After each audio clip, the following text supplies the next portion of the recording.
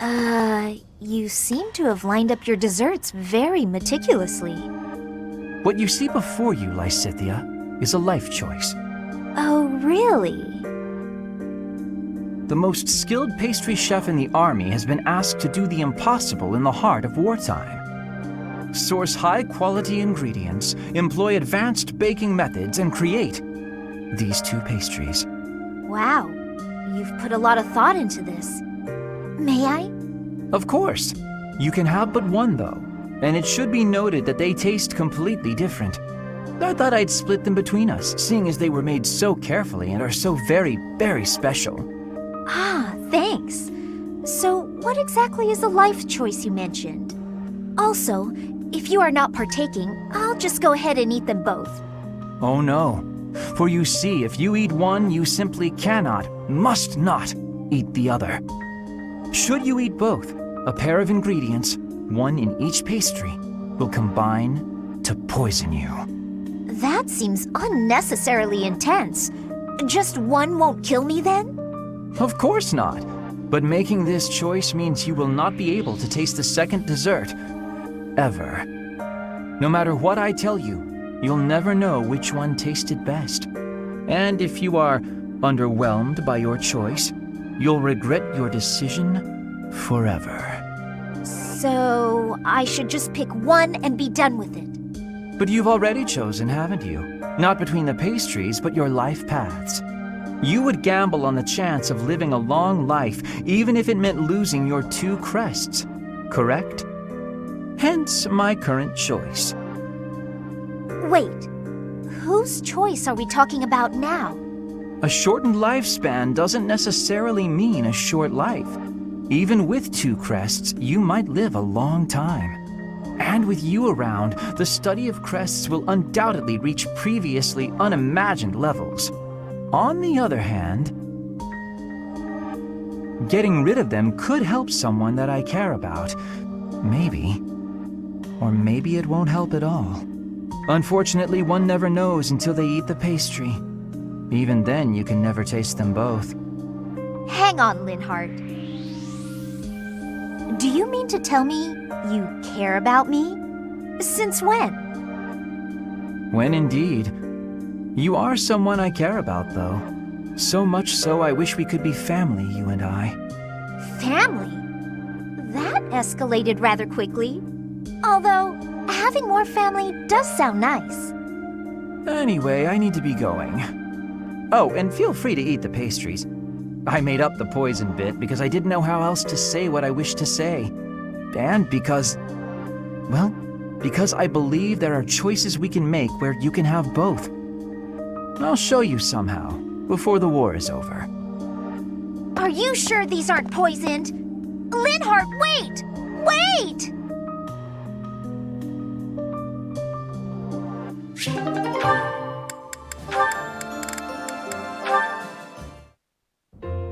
Felix! I've awaited this fated day. You don't change. Still prattling on about it. Aw, come on.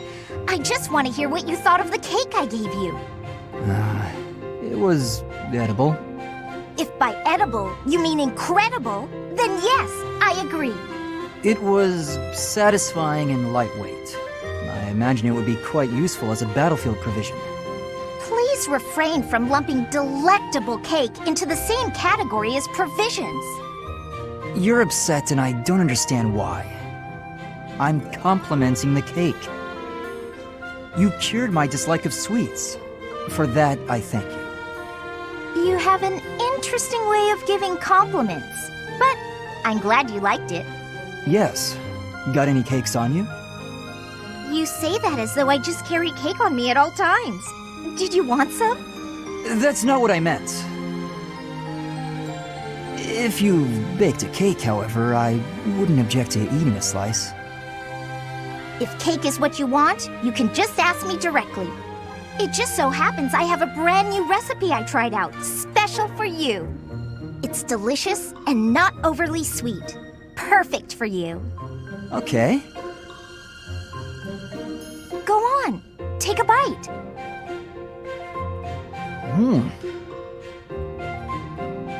You love it, it. I can tell. Here, try this one out too. See? So amazing, huh? Just keep working on that sweet tooth of yours. Then we can share cake notes together and eat cake together all the time. That is, it just sounds nice is all. Okay, that does sound nice.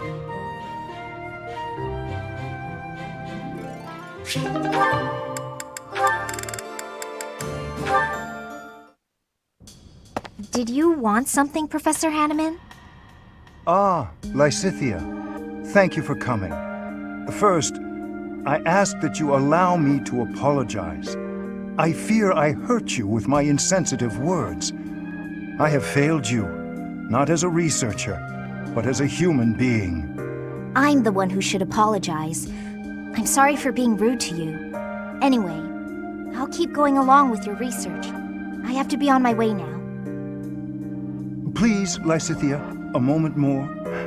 I did not call you here simply to apologize. I told you once that you were an exquisite subject for my crest research. Why? Because there are no records of any other person ever having borne 2 crests. Correct. We cannot say anything for certain about the makeup of your body. Therefore, it seems hasty to conclude that overcoming your shortened lifespan is an impossible feat. What is it you're implying? Lysithea, what is my field of study? Crestology, of course. Indeed, and the goal of my field is to unravel every single mystery crests might conceal. Someday, I even hope to devise a means to bestow a crest upon any who desires one. Why would you want to do such a thing? Because I despise this world in which the presence or absence of a crest can determine a person's worth. However, if artificially implanting a crest causes too great a toll on the subject, it would be useless. As such, reducing the strain of crests on the human body is one of my research goals. Understanding how to implant a crest might also lead to the knowledge of how to remove them, yes? Do you think removing a crest could mean that they won't suffer from its effects any longer? What I am trying to tell you is, the question of whether your lifespan can be restored is entirely within the scope of my research. Could you really do that? It is difficult to say for sure, but as long as the possibility exists, I will continue to seek it. Lysithea, let me ask you once more. Will you assist me in my research? Professor Hanneman, I think I'm the one who should be asking for your help, really. Anyway, I'm sick of a crest determining a person's worth, too. Ah, is that right? Perhaps you would even like to begin studying crestology yourself. I think you would make a fantastic apprentice. A life devoted to research is a noble life, you know. If you do manage to restore my lifespan, I'd certainly think about it. I will hold you to those words. Ah, I see a fine future ahead of us.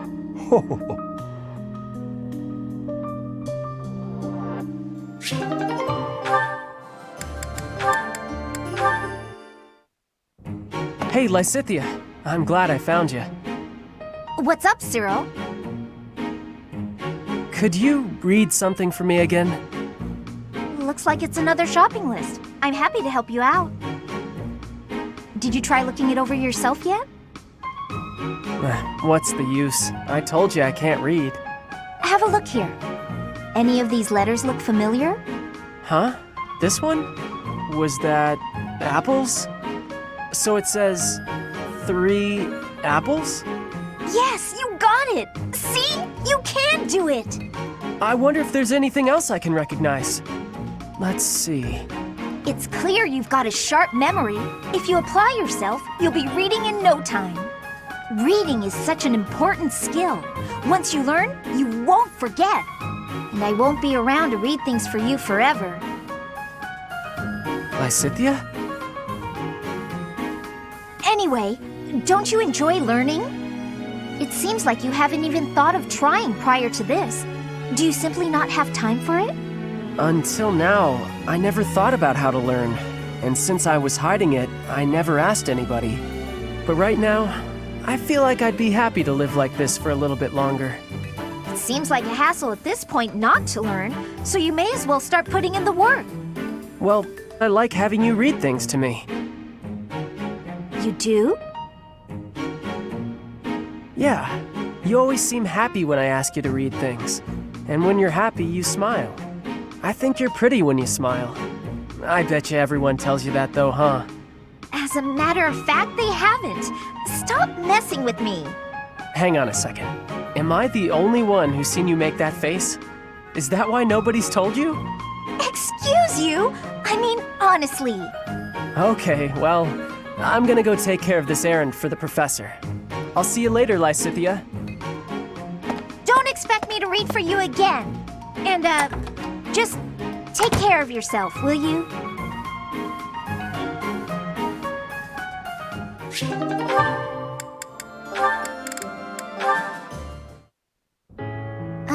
Hilda? I wanted to thank you for helping me in the infirmary. I brought you these pastries. Ooh, thanks. I'll put some tea on. Have a seat. That sounds lovely. But I also wanted to apologize for always causing you such trouble. It's no trouble. No trouble at all. Everything tastes better with friends, don't you think? I give you help, you give me sweets, we have a little tea party. It's a good arrangement, I'd say. I'm used to it now, so if it changed suddenly, I would feel disoriented. I suppose if you're enjoying yourself, then it can't be that bad. Sure, you don't seem to mind listening while I gab, so I'm enjoying myself plenty. But do let me know if I'm too boring. No, you're not boring at all. In fact, you're, very good at talking. You're also good with your hands. You can clean and organize better than almost anyone. I envy you. Oh, stop. I'm blushing. I'm not as great as all that. We're both a lot different on the inside than we look on the outside, don't you think? How do you mean? People who see you think you're so proper, but you're actually clumsy. That's why I help you, because there are some things you just can't do. I'm sorry you always have to clean up after me. I didn't say I hated it. In fact, you've taught me a few new techniques I can use to persuade people. Maybe I'll start imitating you a little bit. I'll do the Marianne. That sheepish, sorry, and those quavering downcast eyes. But that might not work as well for me. People would probably assume that I'd hit my head. Oh, well... Aw, Marianne laughing at me. So rude and yet so adorable. I'm so sorry. I just can't help it. When I imagine you doing those things, Yeah. It's rather un-Hilda-like, I'll admit. Okay, that's enough laughing. I'm so sorry. Hey, are you all right? That tea's hot, Marianne. Be careful. Yes. Oh, ouch, hot. Come on, what did I just say? I know, I'm sorry. Ow, hot. Oh boy, a real steady hand, that Marianne. It's nice to see her laugh. Sure, she was laughing at me, but how can I get mad when she looks so dang cute?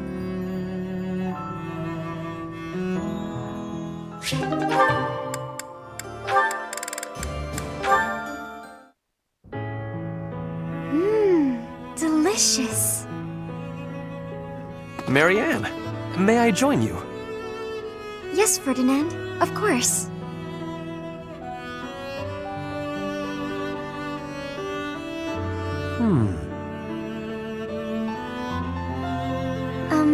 Is something wrong? I am sorry, but, you seem very different compared to how you were before. That may be true. Right there, you are smiling. I do not think I have ever seen you smile. Please, you're making me blush. I do not mean to embarrass you. I am just saying you seem to have truly changed. Well, I have you to thank for that. In truth, I spent a lot of time thinking about what you said. It meant so much when you told me that everyone has a purpose to fulfill, even me.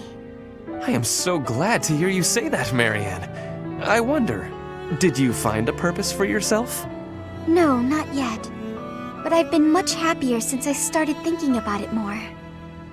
I remembered a time back when I was working at the animal clinic. The rest of the staff was so thankful for the work I had done. Even in something as simple as looking after animals, I was able to make myself useful to others. Thinking about it made me realize that anyone can make other people happy, even someone like me. It sounds to me like you have already found your answer. What do you mean? Making people happy. If you ask me, that is a truly worthwhile purpose. You may be right. I just remembered. I wanted to ask about your food. Yes? What about it? Today was my turn to prepare the meal. How is it? Oh, it is delicious. The flavor and the texture are superb, so you are certainly making me happy. I'm glad you like it. I hope you will learn to like yourself. For what it is worth, I like you. Oh? Maybe, if you have the time, you can cook something for me again? For me alone, I mean. Of course. It would be my pleasure.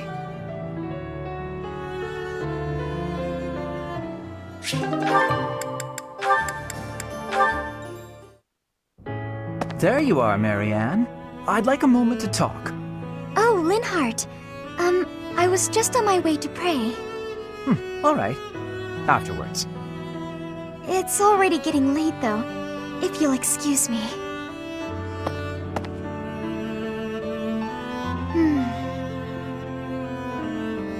So then, you're done? Linhart, were you here this entire time? I was sleeping. Are you ready to talk now? I suppose. My apologies for keeping you waiting. I wasn't waiting. As I said, I was sleeping. I didn't want to disrupt your prayers. I see. So, what did you want to talk about? The results of my research. Your research? I intended to look into the power of your crest from the first moment I met you. I've been feeling quite happy of late, and I can conclude that it is due to your crest. Are you sure that's... Or more likely, I feel good because I've recently taken a bit of exercise. Oh. Although, keeping you from finding out I was researching you was plenty of exercise on its own. Listen, Marianne, I'll tell you one thing for certain. Your crest is not the source of anyone's bad luck. The research on your crest is lacking, but other crests have been studied quite a bit. I can find no proof that a crest can influence the lives of those who come in contact with its bearer. And frankly, transmitting bad luck via touch sounds like a crazy superstition, don't you agree? That may be true. By the way, eating the vegetables you gave me caused no ill effects. They were as delicious as ever. It may be another story if I drank your blood. Ugh, now I'm nauseous. Ugh, you're going to make us both sick. All right, sorry. As I said, it is my scholarly opinion that your crest does not cause bad luck. Thank you for your reassurance. It does make me feel a little better. It's probably just that you and the people around you have had some bad days. It happens. I'm going to watch over you from now on, and if either of us has bad luck, well, I'll look into whether it's just chance or if it's your crest. In fact, I'll dedicate my life to it. Your life? For me? Especially for you, Marianne. Don't make me spell it out.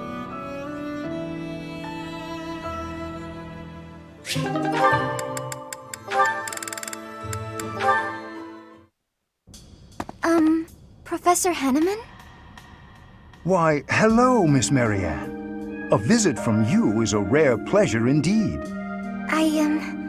I wanted your opinion on something. Oh, how intriguing. Whatever is on your mind. I'm beginning to feel that I should accept who I am. I thought it might be time to change my training regimen, to utilize my crest, even if just a little. What a splendid thought.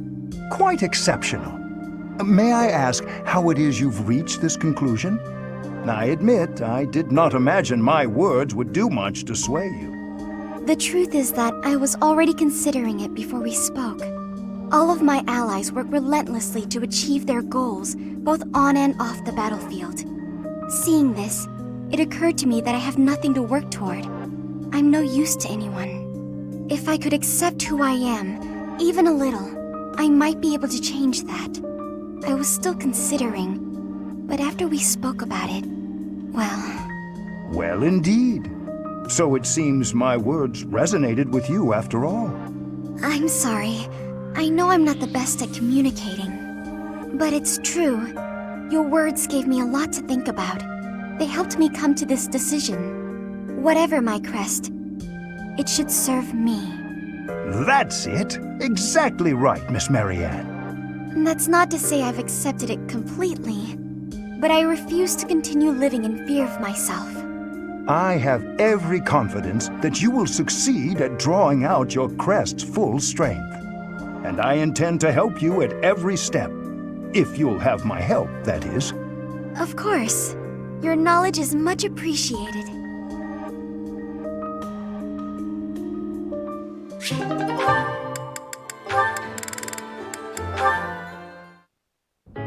Oh dear, I'm thirsty again. If only I had a drink. I have some tea. You are welcome to drink some. Oh dear, I forgot to get my... I found it. Here it is. Oh dear, I didn't return my library book. I returned your book a little while ago. Oh, thank you. Ferdinand, how did you get so good at doing things for me? It's like you know what I need before I do. I have lots of practice fielding your requests. All I need to do is think for a bit, and I know what you need. I can practically read your mind. Oh, you know what it's like in here, huh? Okay, tell me what I'm thinking about right now. You want a snack. Sorry, nice try. Actually, I was thinking I've become quite fond of you. I suppose that is inevitable. I am rather fond of you as well. I find your laziness endearing. Hey, the fond thing was just a joke. Really. I was thinking about tea. Kinda thirsty. I admire you, Hilda. You what? I said I admire you. You are gifted and accomplished. I used to underestimate you. I said I was kidding, didn't I? This is all a bit... You feigned sloth to obscure the considerable breadth and depth of your talents. Such delicate discretion, such noble prudence. If only I could emulate it. I've never been called prudent before, but I like hearing you say it. Thank you. You're good at giving compliments. In return for all your help, I promise that I'll keep being prudent. I appreciate that. Shall we go? Huh? Go where? I thought you wanted some tea. The dining hall is the place for that. Oh, Ferdinand, you're too kind.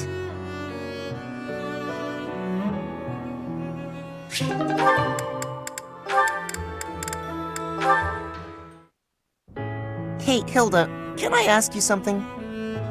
Hey, Caspar. Sure, go ahead. Well, you know that thing you do where you flirt with guys and get them to do stuff for you? Why don't you ever do that with me? Oh, you want me to take advantage of you, eh? I'm happy to oblige. You're surprisingly sharp. You know, Wait, surprisingly? What's that supposed to mean? I didn't think there was much point in taking advantage of you. You're not one to do favors. So I just never bothered. It seems like less trouble to do things myself. You really think I'm so heartless that I wouldn't be willing to help you out? I'd be happy to help, depending on what it is you need. That's not my style, though. I don't ask people to do favors for me. I prefer for them to notice what I want and offer to do it themselves. You're not attentive enough to notice.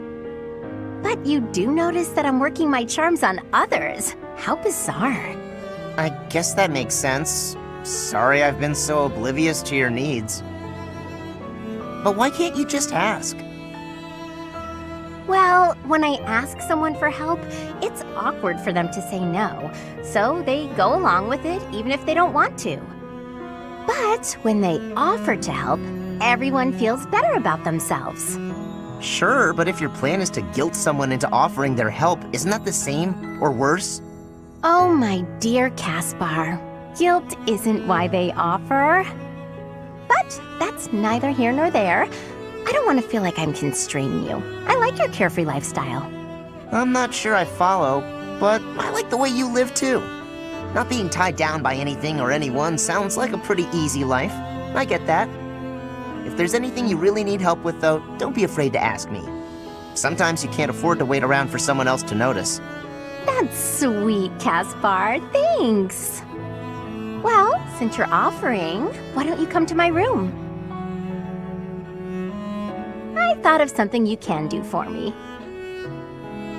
Your room? Are you redecorating? Or moving out? You're really oblivious, huh? I don't know what to do with you, Caspar. I don't follow. I could use some help carrying luggage. Is that it? That's no problem at all.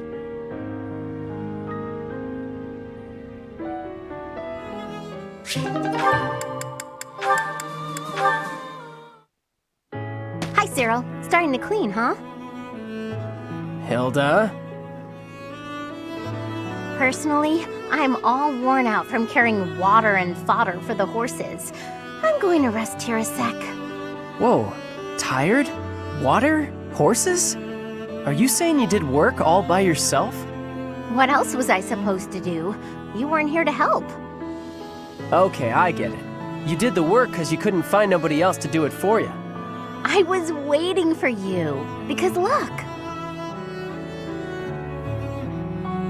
A letter? I told you I'm always getting letters from my brother. I wrote about you in a couple of mine. You're talking about me behind my back?